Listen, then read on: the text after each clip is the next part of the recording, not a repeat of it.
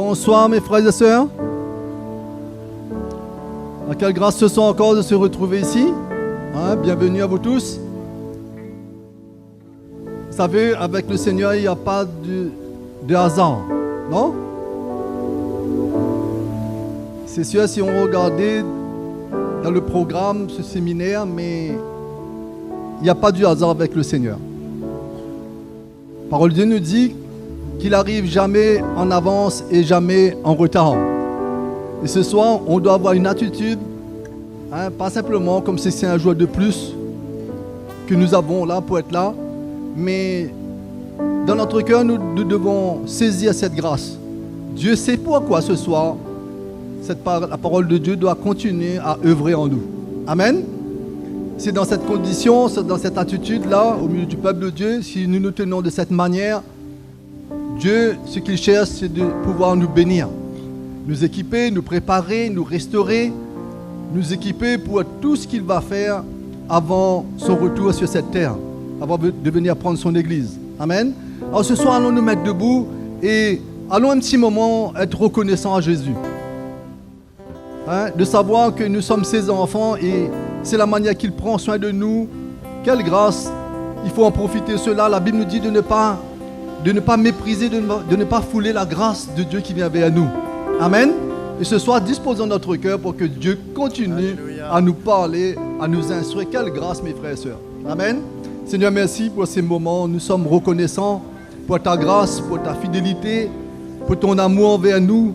Seigneur, la manière que tu nous parles, que tu nous convaincs, afin qu'on puisse marcher justement devant toi, marcher avec un cœur en communion avec ton Saint-Esprit pour pouvoir recevoir la vie, parce que tu es la vie, Seigneur. Et ce soir encore, nous voulons te glorifier, nous voulons te louer. Seigneur, nous voulons manifester cette reconnaissance dans notre cœur pour tout ce que tu vas faire. Merci Jésus. Amen. Alléluia. Alléluia. Venons avec reconnaissance, chantons-lui nos louanges,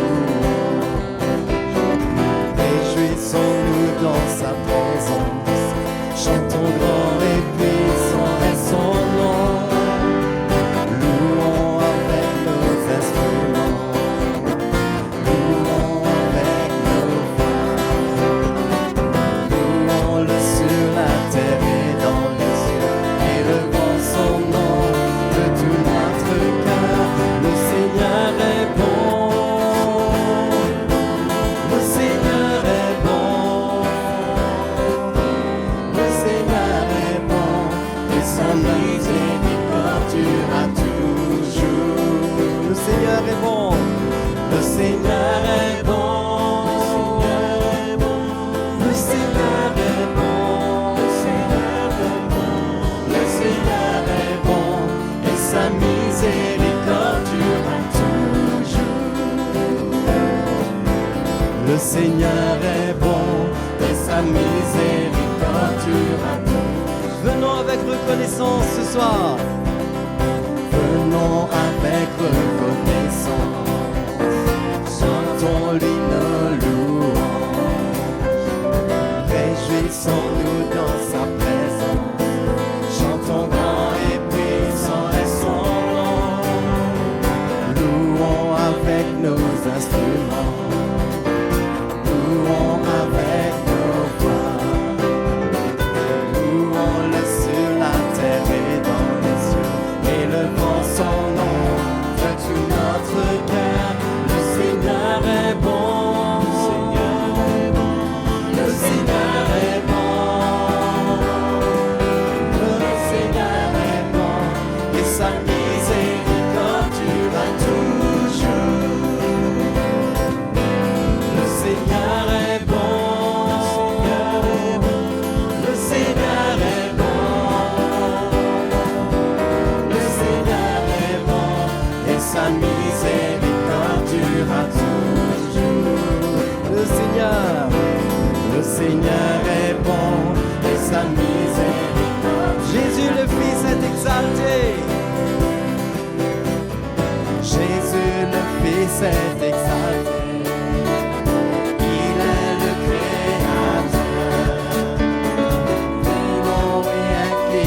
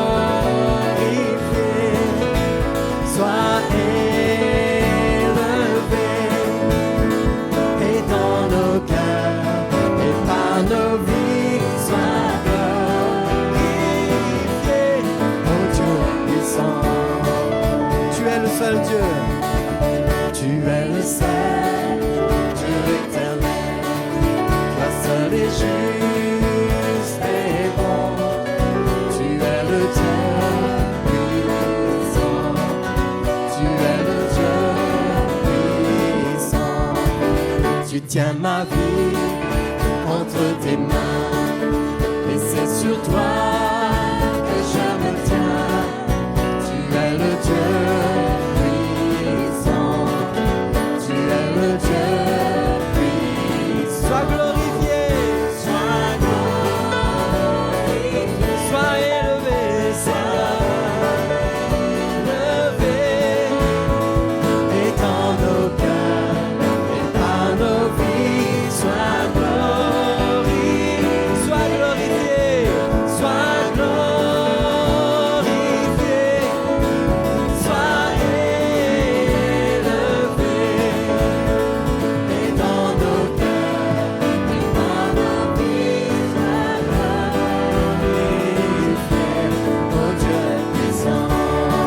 Tu es le seul Dieu éternel, tu es le seul Dieu éternel, toi seul est juste et bon, tu es le Dieu puissant, tu es le Dieu puissant, tu tiens ma vie entre tes mains, et c'est sur toi que je me tiens.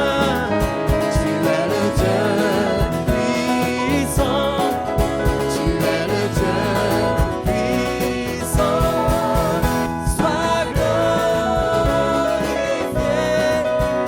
sois élevé, et dans nos cœurs et par nos vies, sois glorifié, sois glorifié, sois glorifié, sois élevé, et dans nos cœurs et par nos vies, sois glorifié, oh Dieu puissant, oh Dieu puissant, oh Dieu puissant. Alléluia Jésus, alléluia Seigneur, sois glorifié, alléluia notre Dieu, alléluia Seigneur.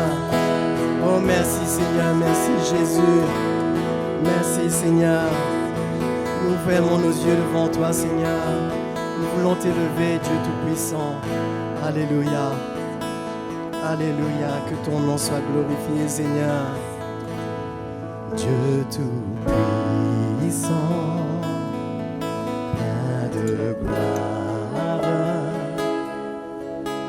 tu es revêtu de majesté, tu es élevé au-dessus de tout, de ton trône tu règnes avec autorité. Sois élevé, oh Seigneur,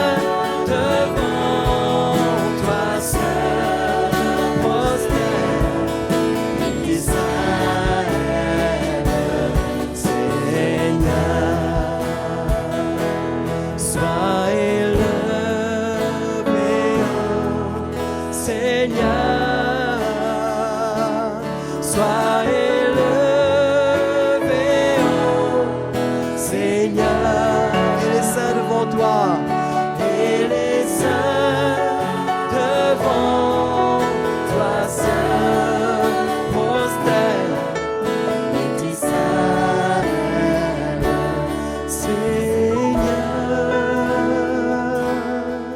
Alléluia, Seigneur. Oh Jésus, nous t'adorons. Nous t'adorons. Alléluia, Seigneur. Nous t'adorons, Jésus. Alléluia. Oh notre Dieu.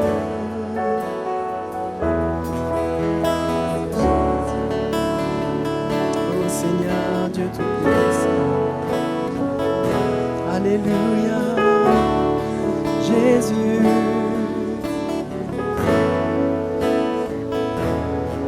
Merci Seigneur pour ta grâce. Merci Jésus. Alléluia.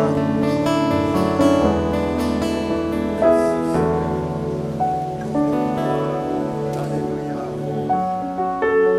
Alléluia. Oui Seigneur. Merci pour ta grâce. Alléluia. Merci Seigneur. Tu es merveilleux, tu es fidèle Seigneur. Nous bénissons ton nom. Tu illumines les yeux de notre cœur dans ta connaissance. Tu nous révèles le mystère de Christ de plus en plus. Seigneur, nous te remercions. Amen. Reconnaissons ta grâce, ton amour envers nous Seigneur Jésus. pour nous donner tout ce que tu nous donnes. Alléluia. Et nous te remercions ce soir. Oui Seigneur. Sois béni à jamais. Merci Jésus. Merci notre Père et notre Dieu. Alléluia. Au nom de Jésus. Amen. Alléluia.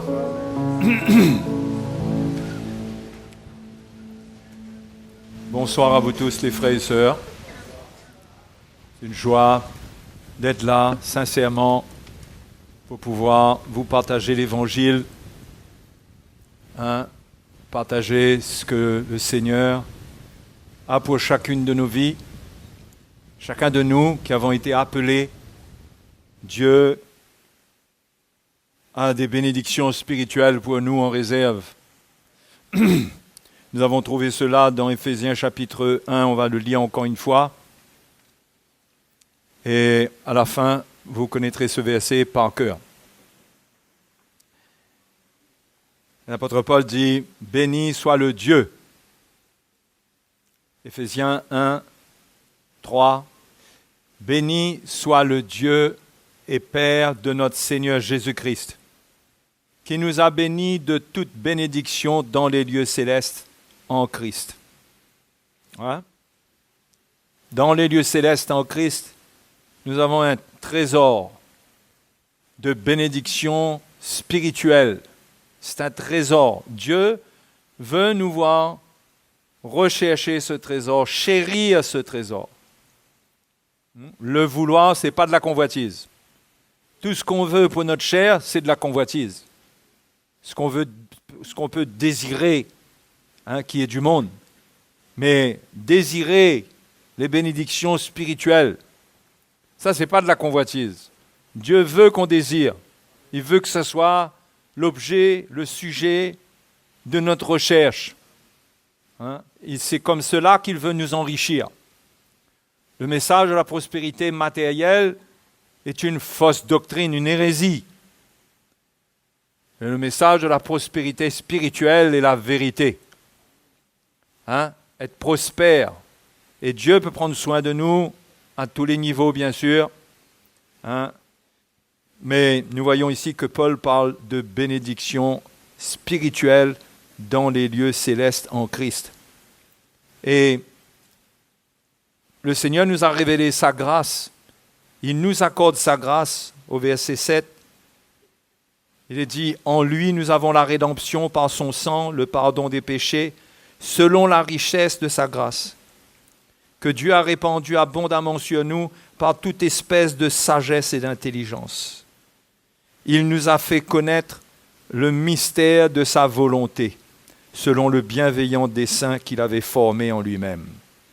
Donc, Dans la grâce de Dieu, il y a non seulement le salut dans la mesure où nos péchés sont pardonnés, nous avons la rédemption par son sang, mais il y a aussi une intelligence extraordinaire.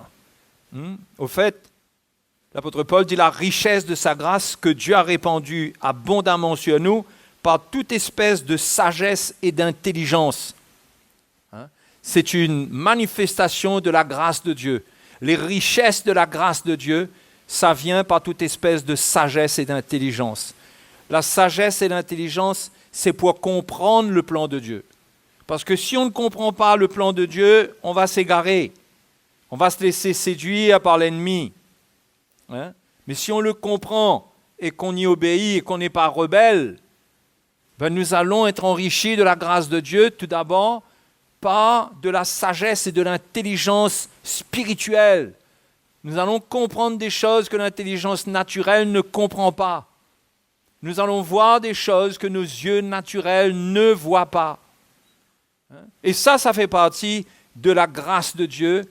Et dans Éphésiens, au chapitre 1 toujours, Paul parle dans sa prière d'un esprit de sagesse.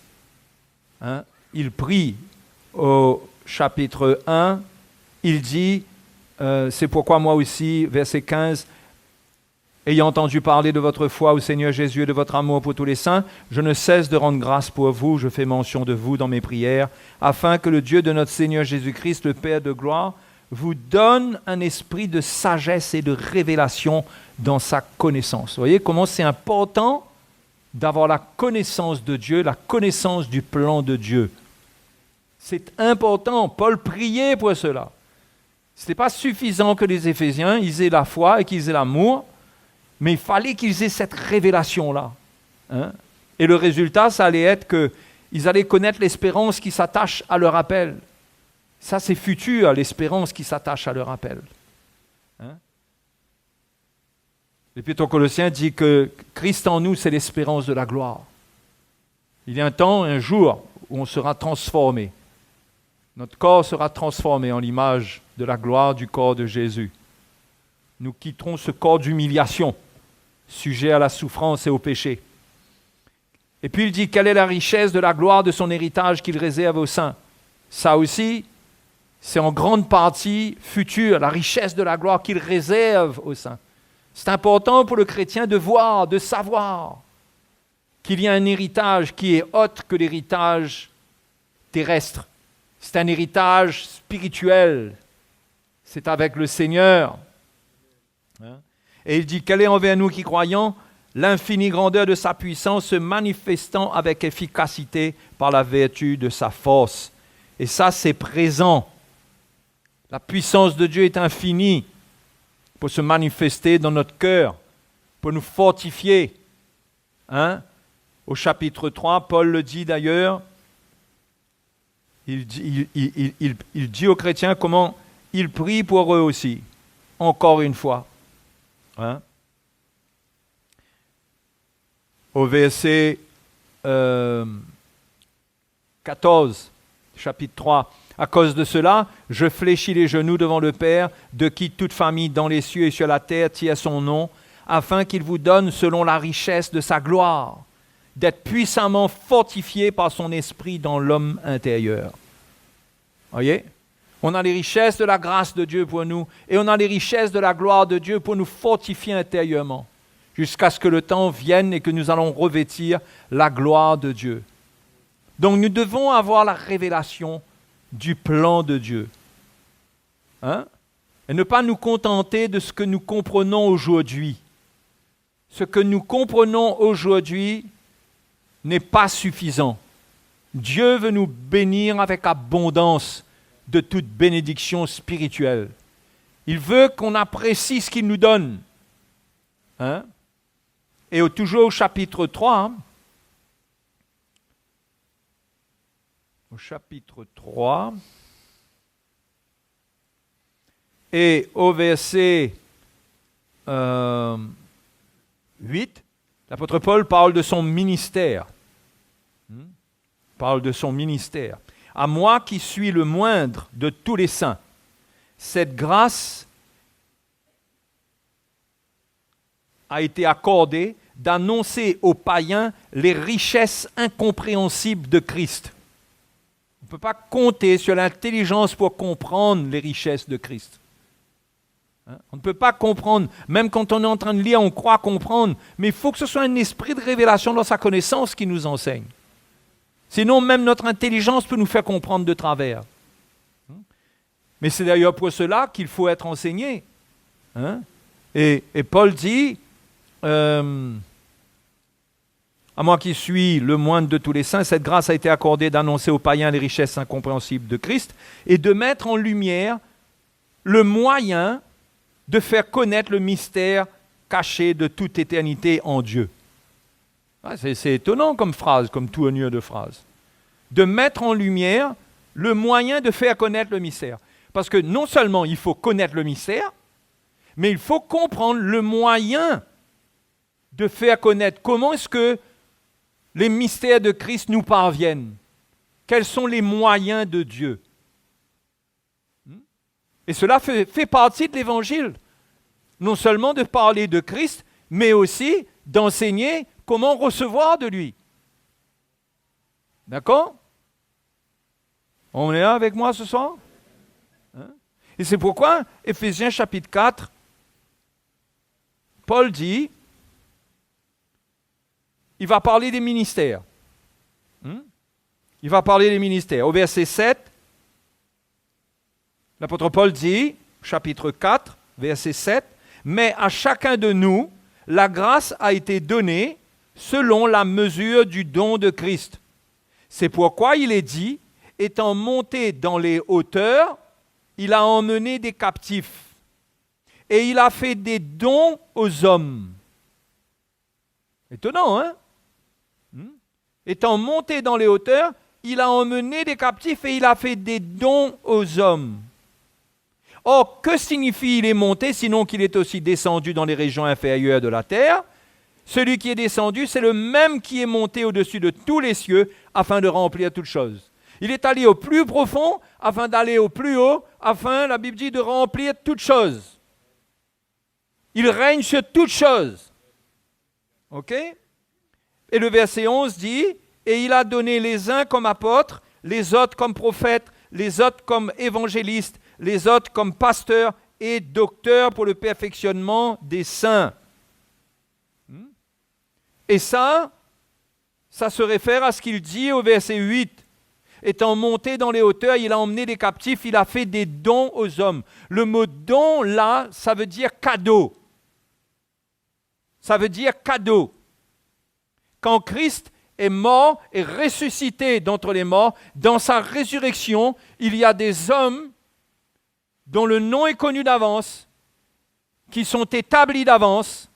Quand vous regardez l'histoire des prophètes, même Paul dit, il a plu à celui qui m'avait mis à part dès le sein de ma mère. Un homme qui est appelé dans les 5 ministères, c'est quelque chose que lui, il découvre peut-être, mais Dieu avait déjà établi ça. D'accord? Et depuis que Jésus est mort et ressuscité d'entre les morts, ces hommes-là sont des dons, sont des cadeaux pour les hommes. Pour quels hommes? Pour l'Église. Sont des cadeaux. Excuse-moi, peut-être ça fait drôle que c'est moi qui vous dis ça, mais il faut bien que je vous dise, ou bien quelqu'un qui dise cela. Il ne s'agit pas de moi humainement ou d'un frère qui est dans le ministère humainement. Il s'agit de l'onction de Dieu, de l'appel de Dieu. Que Dieu, depuis sa naissance, il trace un chemin pour certains hommes, ce sont des captifs. Ce sont des captifs, ils ne font pas ce qu'ils veulent de leur vie. Dieu les garde. Vous comprenez? Pourquoi? Parce qu'ils sont des dons, ils sont des cadeaux pour l'Église. Le Seigneur garde les cadeaux pour l'Église. Lorsque l'Église vient à naître, à être formée quelque part, il y a des cadeaux pour elle. Lorsqu'il y a une Église qui se construit sur le bon fondement, Dieu a prévu des cadeaux pour elle, des dons. Et ça aussi, ça fait partie de Éphésiens 1, 3, qui nous a bénis de toute bénédiction spirituelle dans les lieux célestes en Christ. Vous voyez? Et comment nous devons comprendre ce que c'est que l'Église. Chacun de nous, ce que l'on est. Et là, je vous parle des ministères, de ceux qui sont le moyen de faire connaître. Eux, ils sont le moyen de faire connaître le mystère de Christ. C'est pourquoi Paul, ici, parle des 5 ministères, parce qu'il a déjà annoncé avant que non seulement il a la révélation du mystère de Christ, mais aussi il révèle comment faire connaître le mystère. Et c'est par les dons, c'est par les cadeaux que Dieu fait à l'Église qu'il révèle les mystères. Et il faut prier pour que les ministères amènent, révèlent les mystères de Christ et qu'on découvre des choses qu'on n'a pas encore découvertes. Peut-être qu'on a entendu, mais nos yeux spirituels ne se sont pas ouverts sur ces choses. Et qu'on ait une soif de recevoir ces choses par les ministères. Parce que Paul parle du moyen de faire connaître le mystère de Christ. Et ce sont les moyens de faire connaître le mystère de Christ. Dieu ne travaille pas à l'improviste au hasard. On n'improvise pas, Dieu n'improvise pas sur son chantier. Il a une manière de faire bien précise. D'accord ? C'est pourquoi on ne doit pas avoir un comportement orgueilleux et de se dire, moi, l'homme, j'ai rien à voir avec l'homme.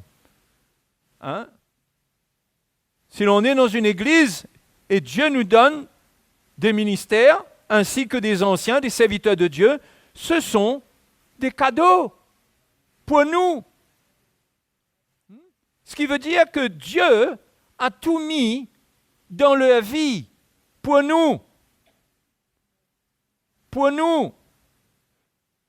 Et là où le chrétien peut se priver, c'est lorsque il n'a pas l'attitude de foi devant le Seigneur pour accepter l'appel de Dieu sur la vie de tous les serviteurs de Dieu. Je parle de tous ceux qui annoncent le message de la croix. Je ne parle pas de faux serviteurs de Dieu qui annoncent n'importe quoi. Mais quand il n'y a pas cette attitude, on est privé. Matthieu chapitre 10. Matthieu chapitre 10. Ça va? Vous comprenez? C'est clair? Il faut que ça soit clair. C'est pas pour élever des hommes, ça. Mais c'est ce que Dieu établit. Quand on a besoin de construire une maison, en premier lieu, on va voir qui? L'architecte. On ne le glorifie pas quand on le reconnaît comme l'architecte. On le glorifie, là? On va dire, ah non, moi, j'ai rien à voir avec l'homme. Mais qu'est-ce que tu vas faire? Tu vas aller voler les plans dans son bureau? Parce que tu ne sais pas faire un plan. C'est pas une question de glorifier l'homme, ça. C'est que Dieu a établi les choses comme ça. Si on n'accepte pas, vous savez ce qu'on est si on n'accepte pas? On n'est pas éclairé,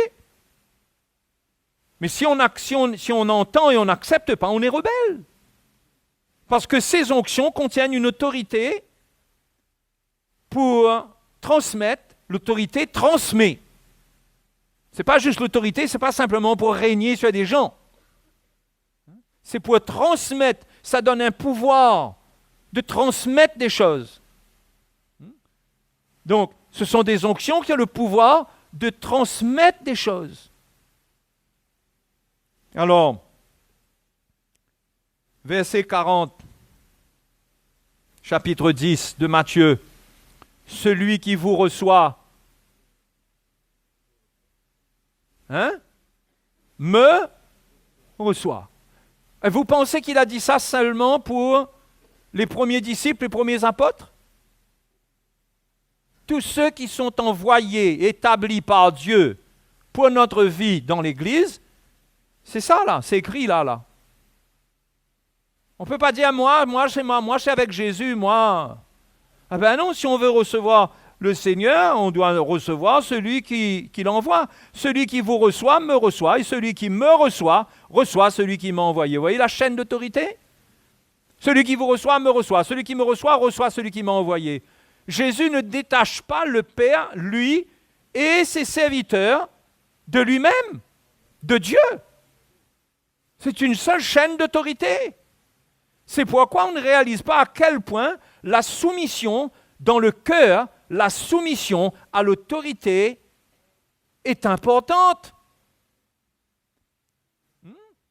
Alors, quand c'est des hommes qui sont charnels, qui n'ont pas été brisés, qui n'ont pas de révélation, qui n'ont pas de lumière, ben bien sûr qu'il y a tout à craindre parce qu'ils vont profiter, ils vont abuser de ça.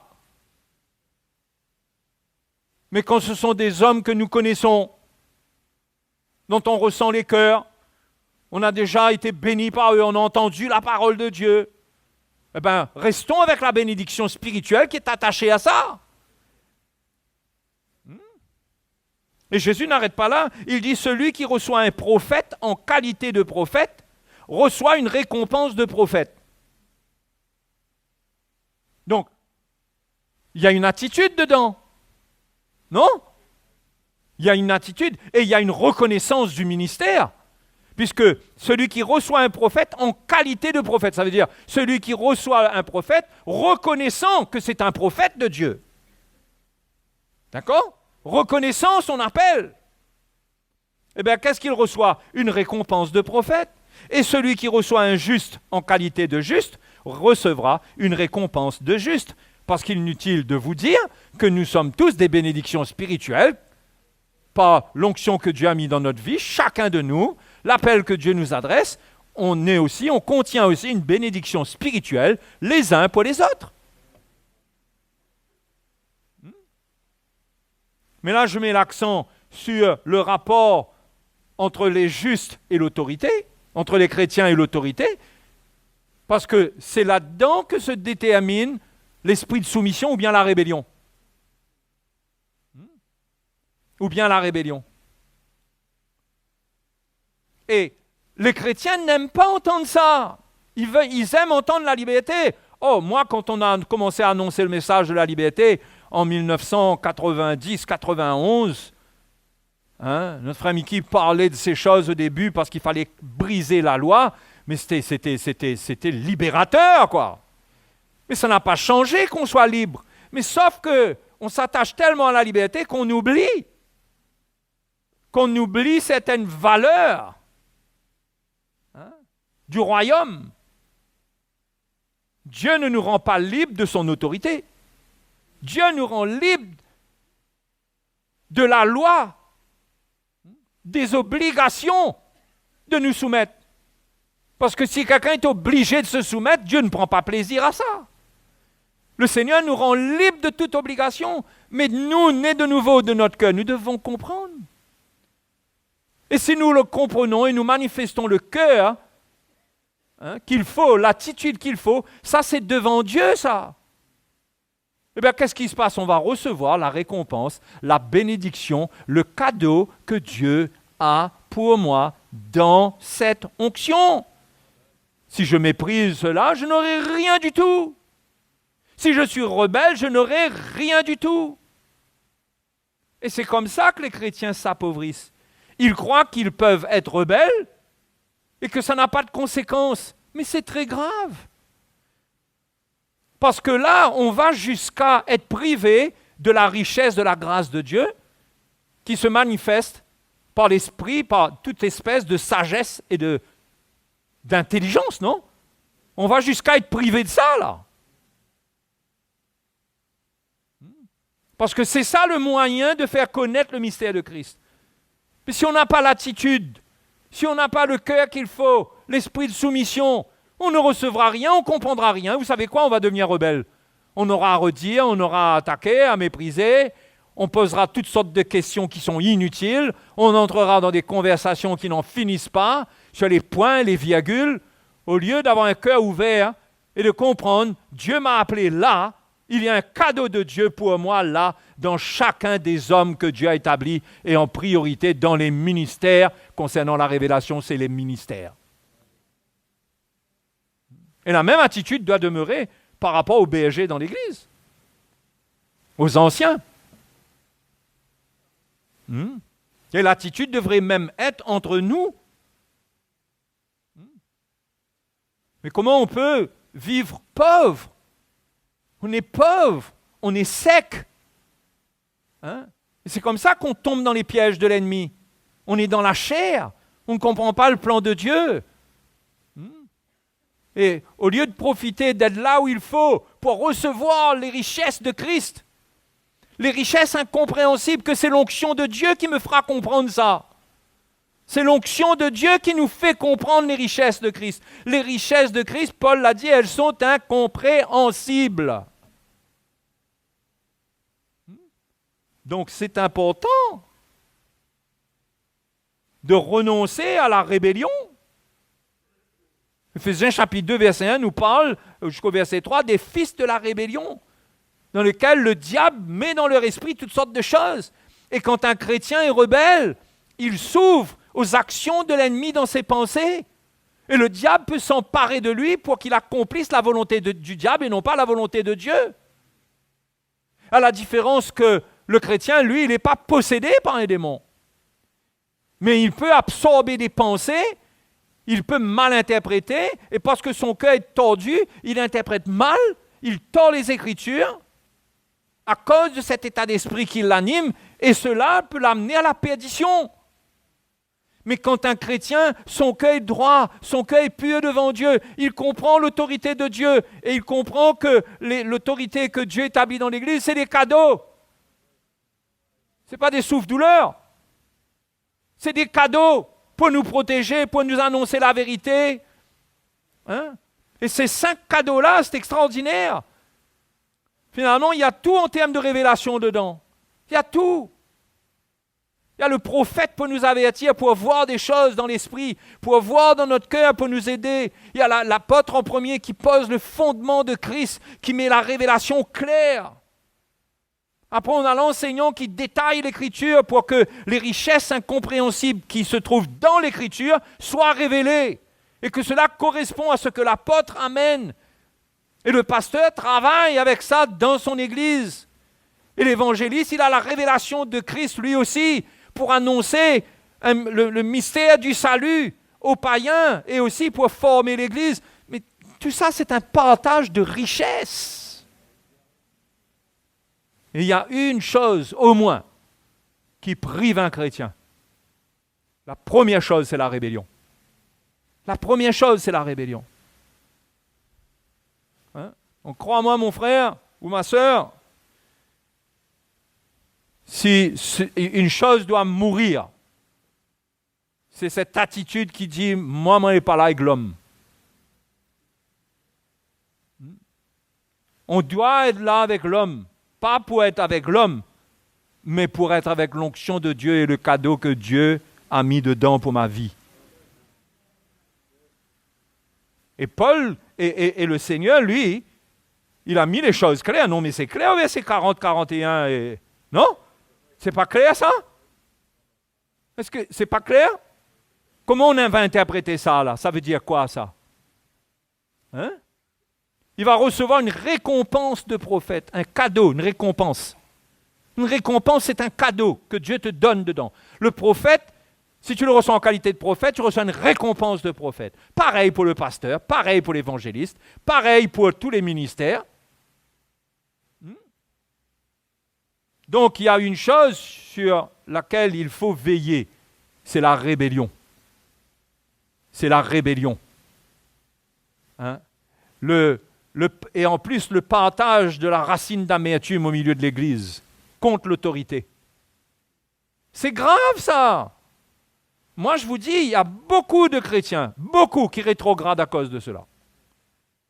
Qui perdent de vue le plan de Dieu pour leur vie à cause de cela. Parce que c'est une chose que Dieu ne tolère pas. Que Dieu ne comprend pas qu'on lui soit rebelle. Parce qu'il s'agit de lui. Parce que l'autorité, c'est l'autorité comme on a vu. Le Père, le Fils et ceux qui l'envoient. C'est une même autorité. On ne peut pas dire, on ne peut pas juste couper ça. Les frères et les sœurs, il faut qu'on comprenne ça. Donc moi, je ne suis pas en train de vous dire qu'il faut faire confiance à tout le monde dans n'importe quelle condition. Mais il faut, là où Dieu nous établit, dans la saine doctrine, recevoir les cadeaux de Dieu. Et moi, je ne pourrais que vous encourager d'aller déballer vos cadeaux. Allez découvrir ce que les frères qui sont dans le ministère ont à vous dire. Allez déballer vos cadeaux, les frères et sœurs. Oh. Allez écouter les messages des hommes qui transportent la révélation de Christ. Dieu va vous parler, va vous enrichir, va vous équiper. Sinon, vous allez vouloir quoi? Qu'on prie pour vous seulement? Qu'on prie seulement pour vous? On prie pour quoi? On prie pour que vos yeux s'ouvrent. Mais quand vos yeux sont ouverts, il faut aller regarder, non? Il faut aller sonder les choses. Hein? Qui dit un bon amen à ça? Hein? Donc ça, vous savez, ça ressemble à... Oui, comme ça, l'écoute comme ça ressemble à de la publicité pour les hommes. Mais c'est pas ça du tout, c'est ce que la parole de Dieu dit. Et moi, je vous dis, les frères et les sœurs, si vous prétendez et vous réjouissez et que vous avez discerné des ministères qui sont précieux, qui vous édifient, eh bien, dans votre cœur, respectez ça et faites respecter ça. Faites respecter ça. Et veillez sur votre attitude. Veillez sur votre attitude. Parce que c'est l'attitude, la clé qui fait que le cœur s'ouvre ou se referme. S'il y a une mauvaise attitude, qu'est-ce que ce cœur-là va s'ouvrir comment? Veillez là-dessus. C'est très important. Ça ne veut pas dire, bien sûr, on ne transforme pas les serviteurs de Dieu en Dieu. Hein? Les hommes restent les hommes. S'il y a quelque chose qui nous offense, qui nous blesse et tout, ben on partage, même avec un serviteur de Dieu, quelque chose ne va pas. La relation, la repentance, l'humilité, tout ça, c'est fait pour tout le monde, en premier pour les serviteurs de Dieu. D'accord? Donc ça n'empêche pas cette relation, cette clarté dans la relation pour clarifier des choses, pour parler sincèrement, même pour dire à un serviteur de Dieu, j'ai été blessé, hein, etc., avec l'attitude qu'il faut, mais pas comme un rebelle. Hein? C'est tellement important. Celui qui ne comprend pas ça, il passe à côté du plan de Dieu, il va passer à côté, parce que le plan de Dieu est attaché à ce que Dieu va lui transmettre au travers des cadeaux que Dieu fait. Et en plus, quelle offense pour le Seigneur de mépriser les cadeaux qu'il nous fait. Et qui sommes-nous pour juger les cadeaux que Dieu nous fait? Si Dieu nous trouve bon de nous donner une certaine onction, une certaine lumière, une certaine capacité à nous donner certaines choses, nous ne pouvons que remercier le Seigneur. C'est comme quand Jacques le dit au chapitre 1.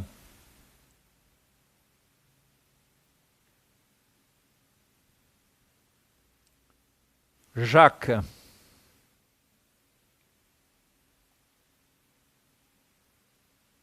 chapitre 1, verset 16.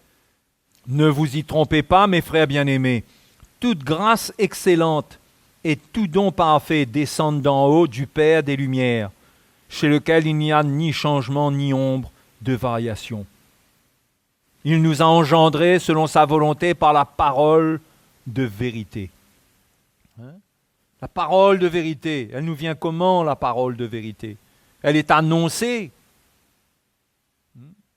Et c'est comme ça que nous devons voir les dons de Dieu. Quand on dit don parfait, ce n'est pas l'homme. L'homme n'est pas parfait. L'homme est très imparfait. Mais ce que Dieu communique dedans, c'est exactement ce qu'il nous faut. Et au contraire, nous avons besoin de faire abstraction du côté charnel pour rester avec le cœur afin de continuer à recevoir ce qui est dans le cœur. Parce que parfois, un serviteur de Dieu peut avoir une personnalité qui ça ne correspond pas à la personnalité que nous, on aimerait. Et on peut être bloqué avec ça. Vous comprenez? Lui, il est un peu brutal. Ah, celui-là, il est un peu plus tendre. Non, il faut surmonter, grandir, mûrir, rester avec le cœur. Parce que les dons de Dieu sont des dons parfaits en termes de ce que l'onction est pour notre vie. Et c'est une sécurité. Ce n'est pas seulement de la révélation à nous transmettre. Hein, si on prend le rôle des anciens, c'est une protection pour notre vie, d'être soumis aux anciens.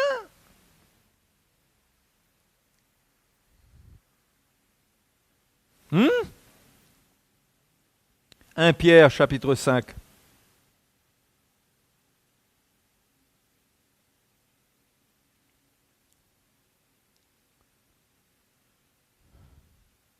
Avant le verset 5, Pierre parle des anciens qui doivent être des modèles du troupeau. Ça, c'est important. D'accord? Mais on va lire à partir du verset 5. De même, vous qui êtes jeunes, soyez soumis aux anciens. Et tous dans vos rapports mutuels, revêtez-vous d'humilité. L'humilité, c'est pour tout le monde. Hein? Ok? L'humilité dans nos rapports mutuels. Car Dieu résiste aux orgueilleux, mais il fait grâce aux... Quelle grâce encore? De quelle grâce on est en train de parler là? De la grâce d'avoir les richesses incompréhensibles de Christ. La grâce qui vient avec abondance par toute espèce de sagesse et d'intelligence spirituelle. Dieu résiste aux orgueilleux, mais il fait grâce aux humbles.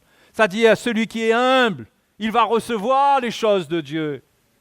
Il va recevoir la bénédiction de Dieu. Il va être bien dans son cœur. Hein? Il va être enrichi. Il aura ce qu'il faut. Mais celui qui est orgueilleux, c'est celui qui ne veut pas se soumettre. C'est celui qui ne veut pas reconnaître. Et c'est pareil, même pour les anciens, s'il n'y a pas d'humilité, eux aussi sont privés, parce qu'ils sont orgueilleux. Donc c'est la même règle pour tout le monde. Mais dans le rapport entre l'Église et les bergers et les ministères, il faut cette soumission pour continuer à recevoir de Dieu de l'autorité supérieure. Parce que Dieu passe par l'autorité supérieure. Supérieure en termes d'onction, pas en termes de supériorité humaine. Tout le monde est égal, on est tous égaux. Mais supérieur en termes d'autorité, de capacité à faire des choses, à transmettre des choses. Et il faut reconnaître cela. Et personne ne cherche à être ce qu'il n'est pas. Parce que ça ne va pas marcher. Vous comprenez? Vous comprenez que ce n'est pas suffisant que quelqu'un vienne prêcher pour dire qu'il faut qu'il prêche. Il va prêcher, mais il y a un niveau. On ne peut pas, on doit laisser Dieu travailler notre vie. Parce que c'est un message qui doit briser la vie de celui qui porte ce message. C'est comme ça que le message mûrit en lui et il peut transmettre. Dans l'épître aux Hébreux, l'épître aux Hébreux,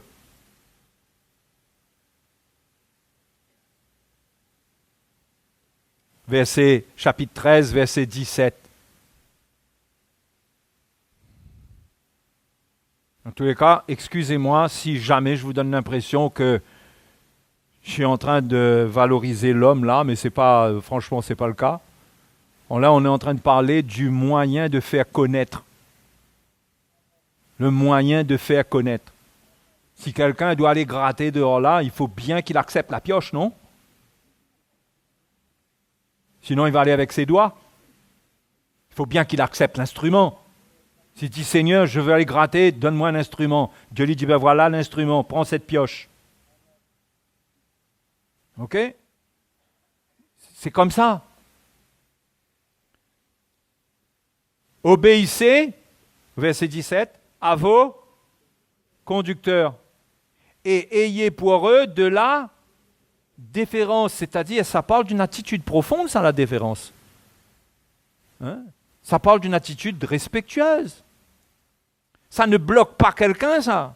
Ça ne fait pas de lui quelqu'un qui n'arrive plus à parler parce que là, il faut de la déférence. Mais il y a un respect dans le cœur. On a discerné l'autorité de Dieu. On fait attention. Hein? Vous savez, ça va jusque dans la maison, ça va jusqu'à dans la maison. Dans le partage qu'il y a entre mari et femme. Quand l'un cause mal sur le serviteur de Dieu, l'autre l'arrête. Parce qu'il a la crainte de Dieu, il dit non, non, non, non, non, non. Même là où personne ne nous entend, là, on ne peut pas se permettre parce que ça vient affecter notre cœur. C'est pas bon, ça. C'est de la rébellion qu'on va nourrir ensemble. Et si Dieu doit mettre de l'ordre dans certaines choses, Dieu est grand, Dieu met de l'ordre. Et on peut parler de certaines choses, mais on ne peut pas s'élever avec orgueil. On doit être humble dans nos rapports d'humilité. Et notre cœur reste tendre. Et on peut continuer à recevoir. Ayez pour eux de la déférence, car ils veillent sur vos âmes dont ils devront rendre compte. Qu'il en soit ainsi, afin qu'ils le fassent avec joie et non en gémissant, ce qui ne vous serait d'aucun avantage. Il n'est pas avantageux pour un chrétien, à cause de son attitude, que son conducteur est en train de gémir à cause de ses attitudes, parce qu'il est rebelle, parce qu'il ne veut pas se soumettre, il ne veut pas comprendre, il ne veut pas ouvrir son cœur pour comprendre ce qu'on veut lui dire. Il n'y a pas d'avantage là-dedans, parce qu'on est privé de ce que Dieu veut nous donner. Ce qui ne vous serait d'aucun avantage. C'est ça l'avantage qu'on perd dans la rébellion. On ne peut pas recevoir. Ben c'est simple, c'est parce que la rébellion, c'est rejeter ce que l'autre est. Vous voyez? Donc, qu'est-ce qu'on va recevoir de lui? Hein? Bon, c'est pas tous les jours qu'on prêche là-dessus, mais c'est important. La soumission à l'autorité, être dans la lumière avec l'autorité de l'Église, avoir une attitude de brebis face à des bergers, rechercher l'aide, venir déballer son cadeau. C'est quand la dernière fois que vous avez déballé votre cadeau? Hein? Il faut déballer le cadeau de Dieu, aller trouver ce qu'il y a dans le cœur de ceux qui prennent soin de vous. Il ne faut pas mettre ça là-bas dans l'armoire et puis c'est en train de moisir. C'est quand la dernière fois que vous avez ouvert votre cœur? Vous avez partagé le plus profond de votre cœur. Peut-être qu'il y a un manque de lumière quelque part. Hein? Peut-être qu'il y a des choses qui vous troublent. Il y a un cadeau pour vous là-dedans. Il faut ouvrir son cœur, il faut établir la relation. Hein? C'est important. OK? OK, pas OK? 1 Thessaloniciens chapitre 5, verset 12.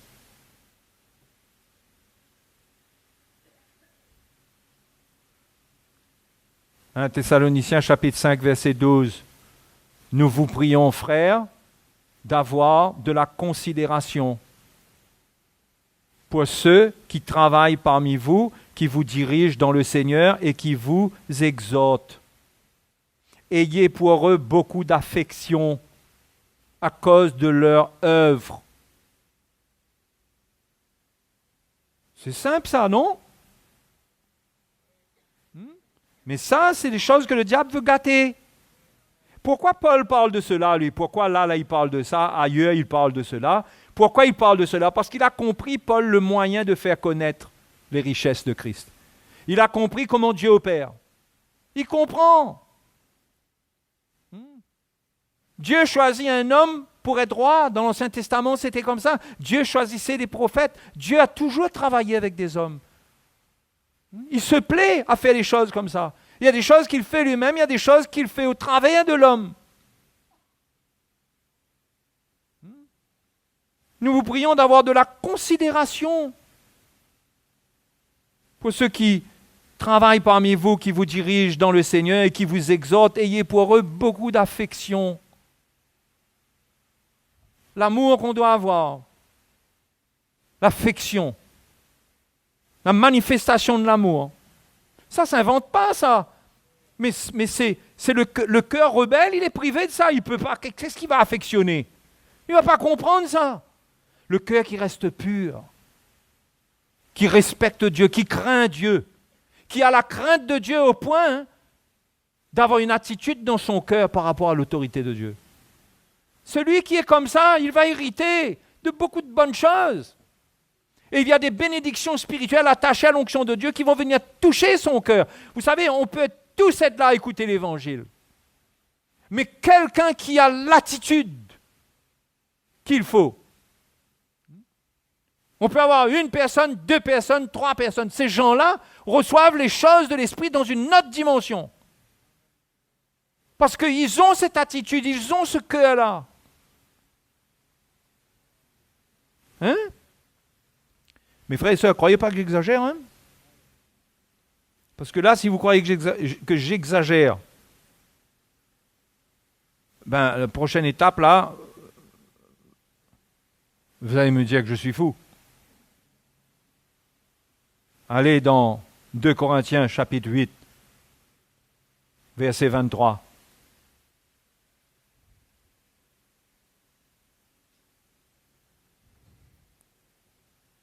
Encore une fois, je tiens à rappeler qu'on n'est pas en train de mettre l'homme sur un trône. On est en train de nous assurer que nous avons l'attitude envers l'autorité de Dieu. C'est à cause de Dieu. C'est à cause de Dieu. Pourquoi? Pour s'assurer qu'on hérite les bénédictions spirituelles. Hein? Là, c'est intéressant quand on impose les mains à quelqu'un qui est dans cette attitude, qui reconnaît les choses de Dieu. Hein? Il y a des bénédictions spirituelles qui vont toucher son cœur. Il y a des transmissions spirituelles qui vont se passer. Ainsi, pour ce qui est de Tite, il est notre associé et notre compagnon d'œuvre auprès de vous. Et pour ce qui est de nos frères, ils sont les envoyés des églises, la gloire de Christ. Je vous avais dit, je vous avais prévenu. C'est la Bible qui dit ça, ils sont la gloire de Christ. On me dit, mais si c'est ça la gloire de Christ, c'est comme, vous savez, c'est comme le peuple d'Israël quand Saül est devenu le roi. Ils ont dit, quoi, c'est ça notre roi? Ils ont méprisé Saül. Et Saül, à l'époque, était humble, il était ce qu'il était, après il est devenu ce qu'il est devenu, mais David n'a jamais porté la main, tant qu'il n'était pas roi, il n'a jamais porté la main sur Saül, même que ses amis étaient avec lui et qu'il y avait des occasions pour tuer Saül, David disait, comment porterais-je la main contre loin de l'Éternel? Loin de moi! Et un soir, dans le camp, il n'était pas trop loin de l'endroit où Saül dormait, et ils sont allés dans le camp, et il a pris le pan, il a pris un morceau de tissu de la tunique de Saül, il a coupé un petit bout dessus, il a tremblé dans son cœur. C'était des hommes qui comprenaient l'autorité de Dieu, l'onction de Dieu. Et on croit que ça, c'est des histoires qui sont écrites pour qu'on lise rapidement avant de dormir quand on est fatigué. Mais c'est des choses pour nous instruire. Ça nous montre l'homme, ce qui est. David était appelé comment? L'homme selon le cœur de Dieu. Vous comprenez? Ceux qui ont la crainte de Dieu, là, ils font attention. Ceux qui veulent hériter, ils veulent grandir dans la sanctification, ils veulent que Dieu les libère, ils veulent l'œuvre de Dieu, ils veulent entendre la parole de Dieu dans une dimension qui les libère. Ceux qui sont comme ça, ils font attention. Ils ne touchent pas à l'onction de Dieu, même pas avec leurs lèvres. Ils ne touchent pas, ils ne s'associent pas à la rébellion et à tout mauvais état d'esprit et à la médisance ou à toutes sortes de choses. Au contraire, ils avertissent, attention, c'est dangereux ton jeu là. Oui. Et regardez ce que Paul dit. Ces frères qui sont partis, qui ont voyagé, qui sont allés pour annoncer l'évangile, ce sont les envoyés des églises, la gloire de Christ. Pourquoi? Parce que c'était des hommes qui donnaient leur vie, qui s'exposaient à toutes sortes de dangers, qui acceptaient la souffrance, la fatigue, les manquements. Comme Paul raconte. Hein? Mais Paul dit, mais ces gens-là, c'est la gloire de Christ. C'est là-dedans que vous allez trouver la gloire de Dieu. Elle va se manifester dans votre vie. C'est ça qu'il veut dire. C'est pas qu'ils sont la gloire de Christ et qu'il faut les élever. C'est pas ça qu'il dit. Mais c'est là-dedans que vous allez trouver la gloire de Christ pour votre vie, une lumière, une révélation, quelque chose qui va toucher votre cœur, qui va vous relever. Un encouragement quand vous êtes abattu. Mais si vous êtes un rebelle, vous allez être dans votre prison, mes frères et mes sœurs. Vous allez être dans votre prison. Un cœur mauvais n'hérite pas des choses, des bénédictions spirituelles. Il en est privé. Et c'est ça qui décourage le chrétien. Quand cette pauvreté est en lui et qu'il a goûté au salut comme un cadeau, le don gratuit de Dieu, le cadeau de Dieu. Il a goûté à ça, il s'en est réjoui, mais il ne veille pas sur son cœur.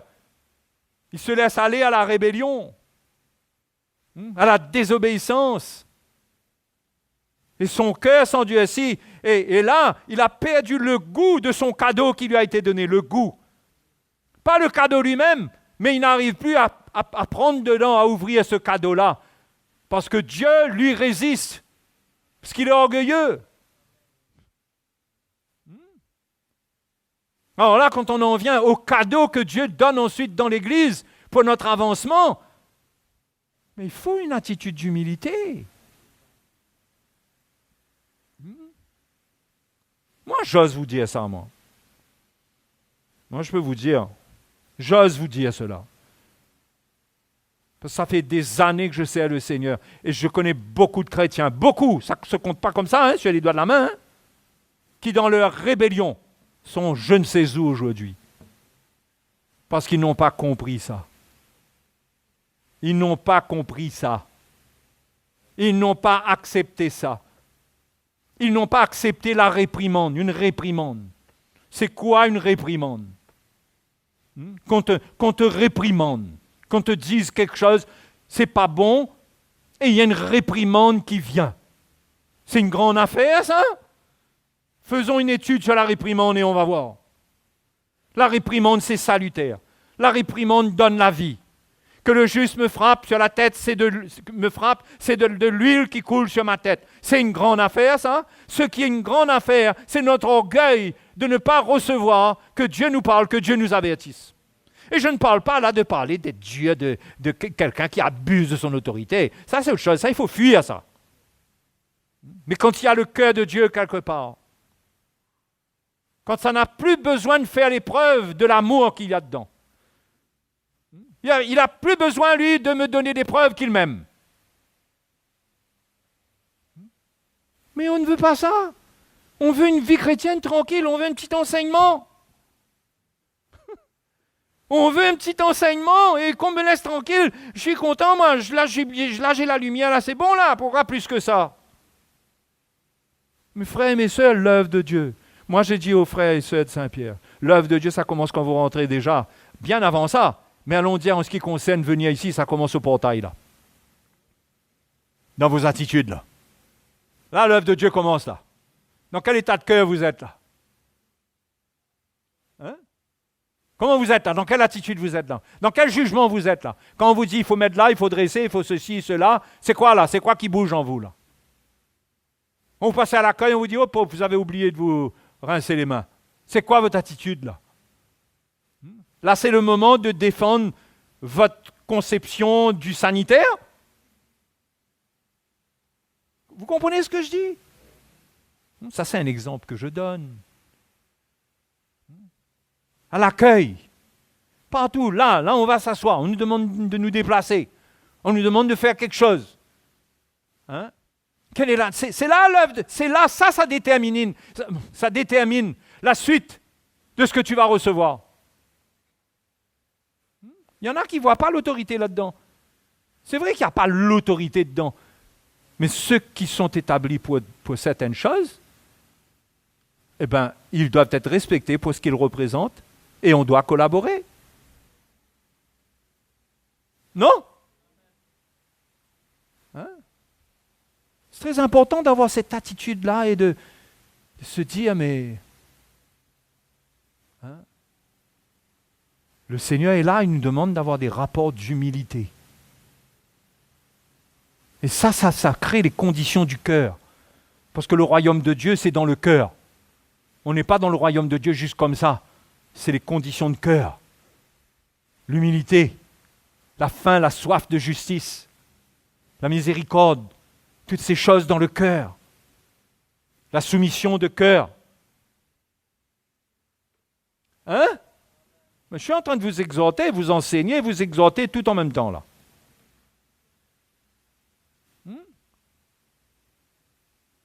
C'est très important. Et croyez-moi, parfois il suffit de peu. Il suffit de peu, il suffit qu'on soit là, il y a une petite lumière que Dieu a pour nous, cette petite lumière là qu'on a là. À un moment, il y a quelque chose là qui prend notre cœur. Il suffit de ce petit peu là pour nous changer là à jamais. Mais s'asseoir avec un cœur mauvais sous le ministère de l'Esprit, être dur, être légaliste, être dans les jugements, pas avoir de repentance, être convaincu que nous, notre bout là, c'est vrai, c'est comme ça. Ben on est dur. Et je vais vous assurer une chose, dans le cœur, vous recevez rien. Rien. Vous croyez recevoir parce que vous comprenez vous-même. Mais vous ne pouvez pas recevoir. Parce que c'est par grâce qu'on reçoit.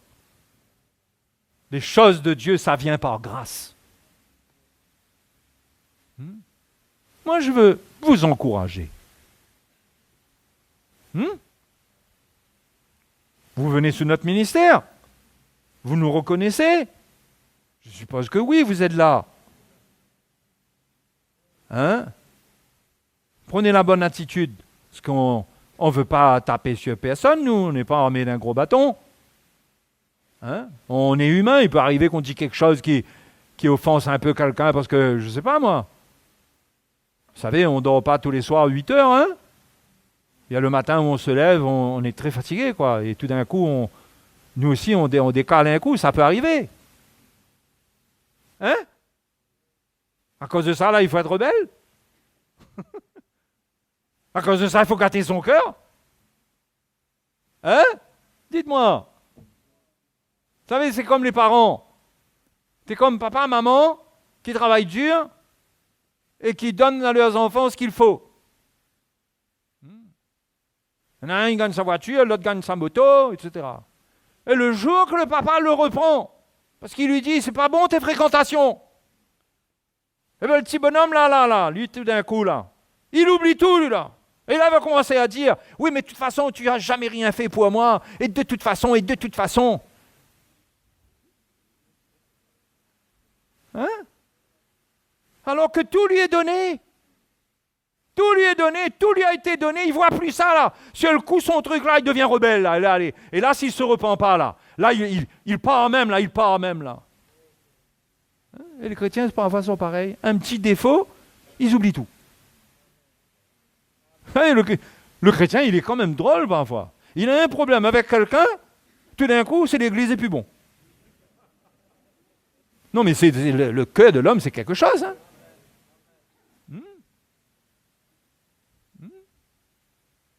Frères et sœurs, il faut se tenir. Il faut bien se tenir avec un cœur pur et il faut accepter qu'il y a des défauts, mais au travers des défauts, Dieu a fait des dons. N'aie pas peur d'aller déballer ton cadeau. Moi, quand je suis là, je suis un cadeau déballé devant vous. Et je suis revenu ce soir pour vous redéballer le cadeau encore. C'est-à-dire ce que j'ai dans mon cœur, c'est ça le cadeau, c'est pas moi, hein. Moi, je ne suis pas intéressant, moi, en tant que personne. Hein. Vous pouvez m'aimer ou ne pas m'aimer, humainement. C'est pas ça le cadeau. Le cadeau, c'est la lumière que Dieu met dans mon cœur pour vous. C'est pour vous, c'est un cadeau. Vous payez pour avoir ça? Faites attention que quelqu'un vous fait payer pour ça. Hein. C'est gratuit. C'est gratuit. Servez le Seigneur, n'essayez même pas de payer ça. Servez le Seigneur. Mais il faut en profiter. Il faut prier. Il faut dire, Seigneur, fais ton œuvre, révèle-nous ta parole. On se tient devant Dieu, on soutient la prédication de l'Évangile, on soutient le prédicateur. Non? Et s'il dit une parole de travers, ben ça arrive qu'il nous dit une parole de travers. Ben on lui pardonne, on dit, là le frère, on va même pas aller dire à quelqu'un, tu as vu ce qu'il a dit là? On dira même pas ça, on va faire comme si... C'est comme papa quand il nous parle, quoi. Tout d'un coup, il n'est plus notre papa parce qu'il nous dit quelque chose qui nous plaît pas comme ça. Vous comprenez ce que je veux dire là? C'est l'attitude dans le cœur.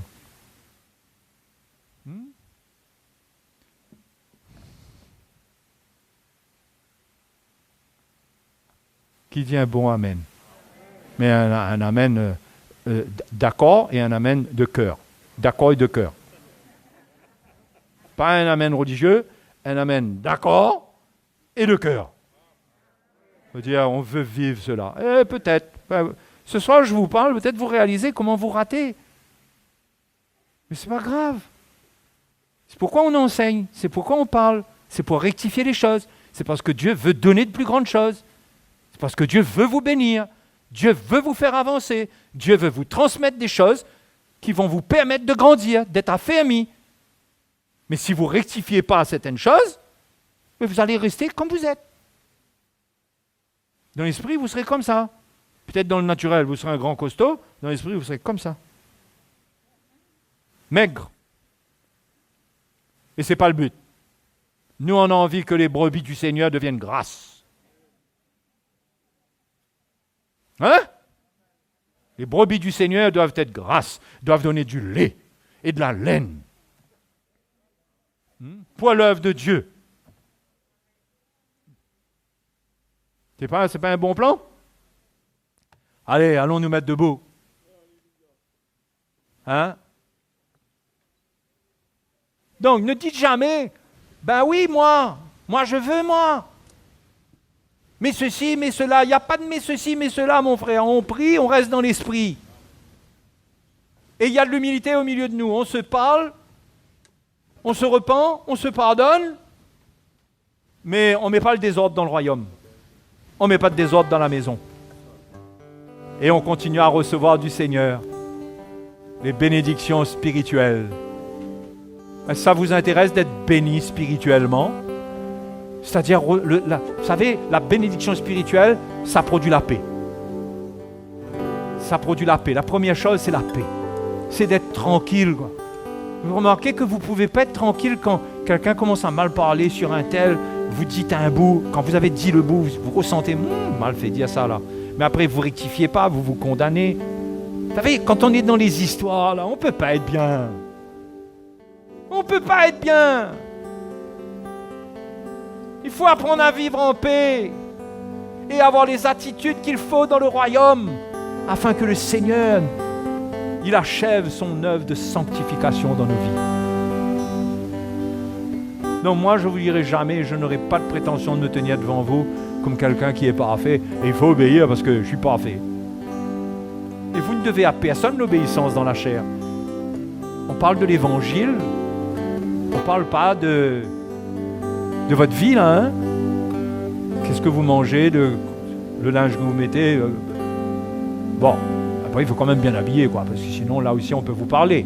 On pourrait vous dire quand même quelque chose, parce que c'est moral.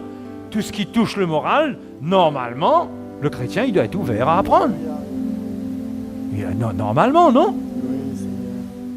Hein, si ton employeur m'appelle et me dit, je sais que ce monsieur-là, il est dans votre église, mais je tiens à vous dire que je ne suis pas content parce qu'il m'a volé 1 000 euros. Moi, je fais comme si rien n'était là. Vous aurez canard? Il faut que je te parle. Pour vérifier, je vais pas lui, mais je vais te parler. Si les faits s'avèrent vrais, ben, il faut que tu entendes ce que tu as besoin d'entendre. Vous comprenez? Chacun ne peut pas avoir sa vie comme il veut et dire ça c'est ma vie. Il y a des choses qui sont morales, qui sont d'ordre moral. Et c'est là qu'on a besoin de l'autorité de Dieu, non pas pour dominer, pour écraser, mais au contraire pour instruire, pour amener à la repentance, pour aider à la réconciliation. C'est comme ça pour nos foyers, pour nos maisons. Pourquoi est-ce qu'il faudrait que les anciens interviennent auprès des couples? Ce n'est pas pour se mêler des affaires qui ne nous regardent pas, mais c'est pour nous mêler des affaires qui nous regardent. Quand il dit de vous édifier, d'apprendre les couples à vivre ensemble, etc. Tout ça, c'est... Il faut une soumission de cœur. Il ne faut pas se dire, ça c'est ma vie, ça, ils ne rentrent pas là-dedans. Hein. Mon frère, personne n'entrera. Mais malheureusement pour toi, le trésor ne viendra pas dedans. C'est ça. La réalité, c'est ça. Je vous encourage à prendre l'attitude dans le royaume de Dieu, face à l'autorité de Dieu. Regardez à Dieu, ne regardez pas à l'homme. face à l'autorité de Dieu et de savoir que vous êtes redevable à cette autorité. Et eux, ils sont redevables devant Dieu pour vos âmes. Ils rendront compte. Non, mes frères et mes sœurs, vous ne réalisez pas notre position. Vous ne réalisez pas. Facilitez-nous la tâche. Ayez les cœurs ouverts. Recevez l'évangile pour grandir. Alléluia.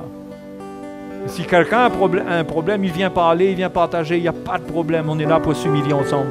Mais ça, c'est normal. Mais l'attitude doit rester. L'attitude. Alléluia. J'espère que ça vous a transmis quelque chose. Un petit quelque chose dans votre cœur. Peut-être un petit bout de zone comme ça là, peut-être. Vous savez, les choses spirituelles, parfois on ressent un petit bout, c'est suffisant. Un petit bout, parfois, c'est pouf. Alléluia. Gloire à Jésus. Nous prions ce soir, Seigneur. Nous tenons devant ta face. Instruis-nous, enseigne-nous. Instruis-nous concernant ton royaume. Enseigne-nous. Seigneur, nous prions ce soir dans le nom de Jésus. Aide-nous à rectifier nos cœurs, nos attitudes, à tous les niveaux. Seigneur, que nous-mêmes, tes serviteurs, soient des exemples pour ton peuple, pour les encourager, pour qu'ils ne se découragent pas.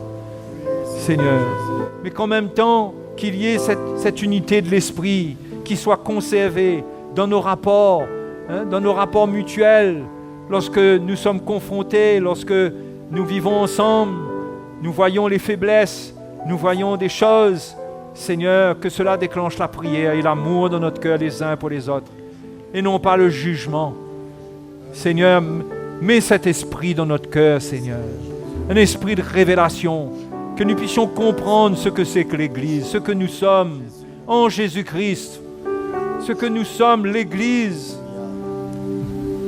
Nous te bénissons ce soir. Nous te remercions. Alléluia. Alléluia. Gloire à Jésus. Gloire à Jésus. Sois mon berger, sois mon rocher, sois mon bouclier en tout temps. Sois mon berger,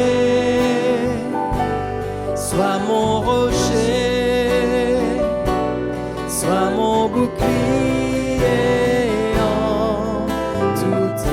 Tu es ma force, tu es ma force et mon bouclier.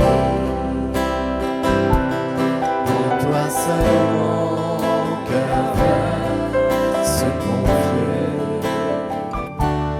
Ton secours remplit l'allégresse, car tu m'élèves sur ton rocher. Sois mon berger, sois mon rocher, sois mon bouclier en tout temps. Sois mon berger, sois mon rocher, sois mon bouclier en tout temps. Tu es ma force, ma persévérance. Tu es ma force, ma persévérance. Tu es le rocher des délivrances. Tu m'as choisi comme ton héritage. Je suis brisé devant ta bonté. Je te loue et je te loue et je t'exalte et je te bénis par mes chants. Et je te loue et je t'exalte et je te bénis par. Sois mon berger, Seigneur, sois mon berger.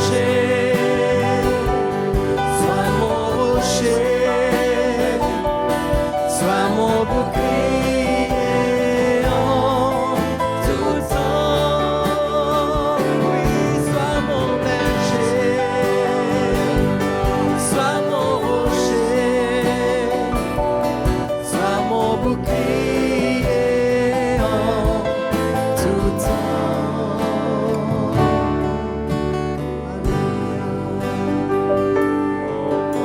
Oh Jésus, viens. Alléluia. Tu nous as choisis, Seigneur, ton héritage. Nous sommes reconnaissants, Seigneur. Alléluia. Merci, Seigneur, pour les bergers. Gloire à Dieu. Tu as établi devant Gloire à Dieu. nous. Alléluia. Mes frères et sœurs, il n'y a rien de religieux dans ces choses. Nous sommes tous appelés à vivre cet amour fraternel ensemble. Nous tous, les uns envers les autres. Il n'y a pas une attitude religieuse par rapport à quelqu'un. C'est une attitude de cœur, c'est une lumière, c'est une révélation. Si quelqu'un n'a pas la lumière, ça peut être fabriqué d'une manière religieuse. Mais au fait, on peut vivre cela au milieu de la simplicité, au milieu de la communion fraternelle, dans l'amour fraternel, dans la simplicité de cœur, et dans notre cœur, avoir ça dans notre cœur. Et ça n'empêche pas qu'on est bien ensemble, qu'on s'affectionne, qu'on s'aime. Non? C'est pas un truc qui établit une hiérarchie, qui divise des gens, qui sépare, qui met des gens à un niveau. Non, c'est dans l'amour fraternel. C'est dans la simplicité.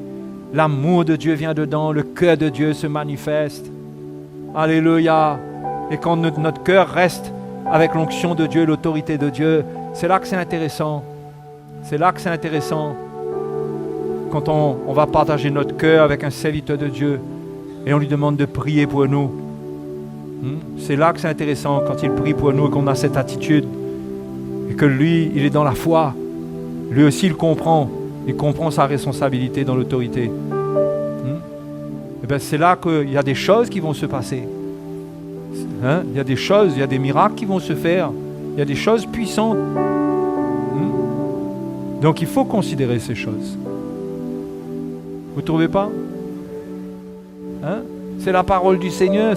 C'est l'évangile, c'est dans la parole de Dieu. L'évangile, c'est pas simplement Jésus est mort pour mes péchés, et merci Seigneur, je suis sauvé. L'évangile, c'est Seigneur, je veux être édifié, je veux les mystères de Christ, je veux apprendre. Je veux que les instruments, tes instruments soient à l'œuvre dans ma vie, par la révélation de la parole de Dieu, par tous ceux qui sont appelés, tous ceux qu'ils sont et appelés à être pour moi. Je veux expérimenter cela. Et Dieu agira.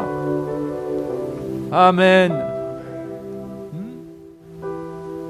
Il y a beaucoup de chrétiens qui aimeraient avoir des pasteurs, des bergers selon le cœur de Dieu, qui n'ont pas.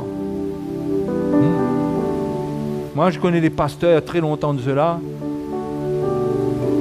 qui demandaient à l'église surtout qu'on ne les dérange pas le week-end. À partir d'une certaine heure, il ne faut pas les appeler. Je suis pas en train de dire que le berger, tout d'un coup, toute la nuit, il monte une garde toute la nuit. Mais on est disponible. Un serviteur de Dieu, il est prêt à donner sa vie. Amen. C'est pourquoi la Bible dit que Dieu prendra les brebis qui souffrent entre les mains de bergers, qui n'ont pas des mains intelligentes et qui n'ont pas le cœur de Dieu. Il va les remettre ça entre les bergers, entre les mains de bergers qui vont prendre soin de son peuple. C'est ça, les bergers qui n'acceptent pas que Dieu les brise, que Dieu travaille leur vie. Ils n'acceptent pas la vérité. Qu'est-ce qu'ils vont devenir aussi? Mais surtout tout ça pour vous dire quoi? Si vous reconnaissez des bergers qui ont au moins un peu le cœur de Dieu, appréciez. C'est rare. Ça ne court pas les rues, hein? Il y en a même en dehors de notre réseau, en dehors de ce qu'on vit. Il y a des gens il y a des pasteurs qui sont sérieux et tout. Mais quelle grâce! Moi, j'estime que j'ai une grande grâce d'être là où je suis, avec l'équipe de grâces qui m'entourent, les grâces du Seigneur, les dons parfaits de Dieu pour ma vie. La perfection n'est pas attachée à leur vie, mais à ce qu'ils transportent. C'est merveilleux de trouver la sécurité là-dedans, de ne jamais être livré à soi-même. Amen. Donc, attachez-vous fermement au Seigneur de cette manière. Le reste, c'est de la religion. Croire qu'on est un chrétien, c'est s'asseoir, écouter un message, partir et dire c'est bon, je ne savais pas ça, là j'ai appris quelque chose. Ça, c'est une chose, c'est une bénédiction. C'est une bénédiction. Mais ce qui change notre vie, c'est quand on va mettre en pratique, quand on rentre dans les choses qu'il faut, quand l'Église change de définition pour nous. Alléluia. Donc, frères et sœurs, j'étais content d'avoir ces moments avec vous depuis la semaine dernière, pour vous exhorter, pour vous encourager, que le Seigneur vous fortifie, qu'il vous assiste, que vous gardiez votre cœur. Ça, on ne peut pas le faire pour vous. On ne peut pas le faire pour vous. Chacun doit garder son cœur. Et on ira de l'avant. Je vous encourage à écouter le message du frère Mickey de ce dimanche. Comme tous les dimanches, le frère partage et on ressent son cœur. Et même les autres frères. Je vous encourage à aller écouter. Allez écouter pour vous enrichir. Vous savez, il y a des onctions qui ont un décodeur spécial pour agir dans notre cœur à un certain niveau. Chaque onction est spéciale. Ça décode. Ça claque et puis ça fait entrer l'affaire là-dedans. Toutes les onctions sont différentes. Enrichissez-vous au maximum. Amen. Ouais, soyez bénis. Alléluia.